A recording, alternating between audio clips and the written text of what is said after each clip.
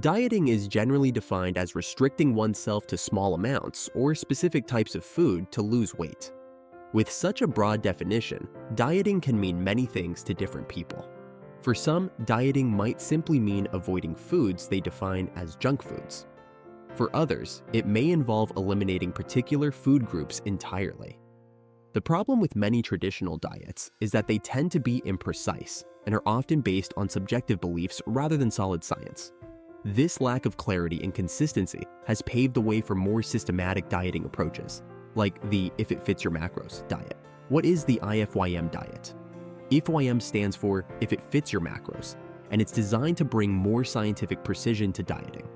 Instead of broad food restrictions, this diet focuses on tracking macronutrients, the three main nutritional compounds in foods.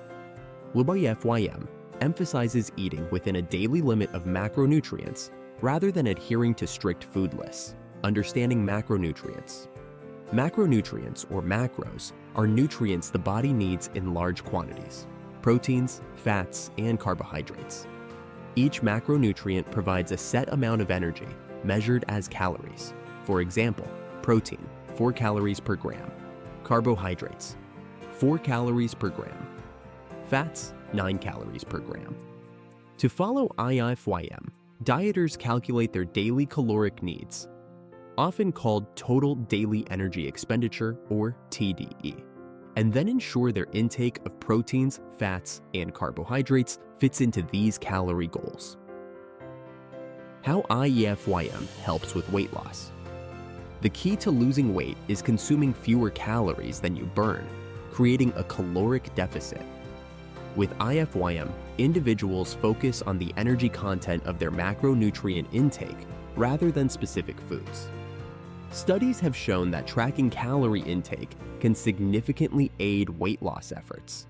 In fact, a study published in Obesity found that those who regularly log their food intake lost an average of 5 to 10% of their body weight over 6 months compared to those who didn't track their calories. The science of macronutrient metabolism. Once eaten, macronutrients are digested and converted into energy for the body's cells. Here's a breakdown of how different macronutrients are processed. Carbohydrates, primarily metabolized through a process called glycolysis, which provides quick energy. Carbohydrates are broken down into glucose and used to produce ATP, adenosine triphosphate, the primary energy molecule for cells. About 45 to 65% of the average diet typically consists of carbohydrates. Proteins, broken down into amino acids. Proteins are primarily used for tissue repair and growth. Proteins are not a primary energy source unless carbohydrates and fats are unavailable. Fats, the most energy-dense macronutrient. Fats are broken down into fatty acids and glycerol and are processed through the Krebs cycle to produce ATP. The body also stores unused energy as fat, which is why excessive intake leads to weight gain. Challenges of traditional caloric deficits. While the IIFYM diet is rooted in scientific principles, maintaining a consistent caloric deficit can still be challenging. Eating fewer calories than the body needs day after day can lead to fluctuating blood sugar levels, impacting mood, energy, and focus. The body also has mechanisms to adapt to lower calorie intake, which may slow metabolism over time. A study in the American Journal of Clinical Nutrition found that after 2 weeks of continuous caloric restriction, participants' metabolic rates dropped by about 5%. This can make continued weight loss challenging. The ketogenic diet, an alternative approach.